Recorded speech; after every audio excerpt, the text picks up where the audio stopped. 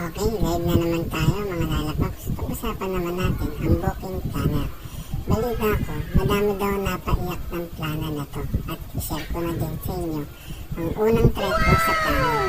Siyempre, 1 week no day off para masulit. Madami din samahan ang pinag-away-away ng planner na to.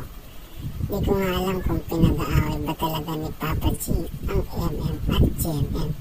Kaya sa ngayon, kawawa ang mga tropa nating MM na nag-area sa GMM area. Kasi sa maghapon nila, pahirapan daw ang 2 botas. Minsan isa lang. Ano ba naman kasi Papa G? Ba't naman ganun? Pero ang maganda dito sa Lubacan, may mga area na pinapaubaya ang ibang merchant para sa mga walang planner. Yun nga lang, napakatagal sa merchant na to. Konting action naman dyan, Grab. Advance booking ba? Pero mas hanga ako dun sa mga walang planner na lumalaban ng patas at dumidiskarte para lang makagold o platinum. At ito ang mga ibang diskarte ng mga walang planner. Merong nag-express pag matumal sa food. Meron din naman nagtanim na lang ng kamote. Kamote daw kasi nakaisip ng planner na yan. May iba naman na halos unting oras na lang ang inuuwi sa bahay. Halos sa merchant na nakatira. Ba't naman kasi ganun, Grab? Merong mga dinaan na lang sa pag-comment sa social media. Baka sakali nga naman napansin. Ano ba naman daw kasi ang pinagagawa mo, Mother Pink? Kasi kung may nakaka-uwi ng maaga, ay mas madami ang halos di na umuwi at sa merchant na nakatutulog. Pati sa pagkain, di na nagkakasabay-sabay ang magtatropa. Kasi kung may iilang nakakain sa masasarap, mas madami ang nagtitipid para lang may mauwi sa pamilya. At habang may nakakapagpapiteres, meron naghahagad na kakaantay ng ligaw na booking.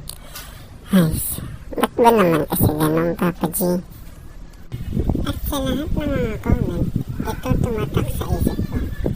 Ikaw, palag ka ba, Paps, sa mga challenge na to?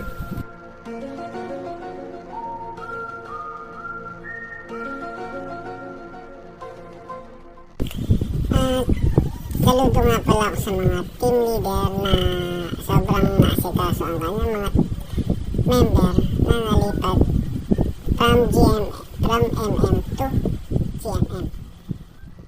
Yun nga! Yan na, pre. Yan na ka. Tangin na naman ka lakasan! Yan na pala! Fucking Dico Double G. Snoop Dogg. Okay, at ishare ko na ang experience ko sa planan na to. Masarap din kasi priority talaga. Pero hindi siya daw kasing lakas ng super gear ng palikbag.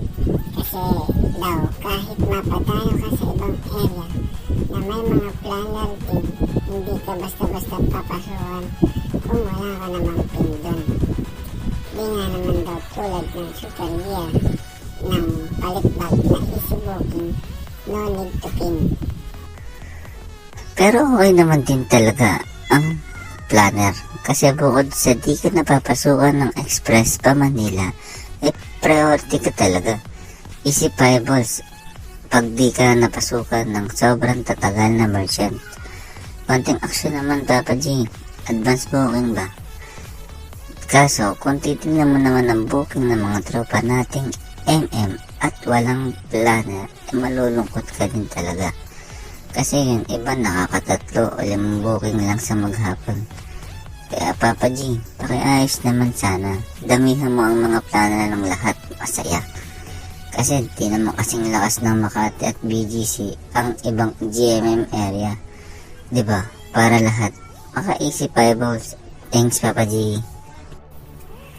At sana'y huwag mo nang babaan pa ang pair ng GMM area kasi medyo lugi na nga pag napapalong ride tapos bukid o medyo gubat na yung drop-off.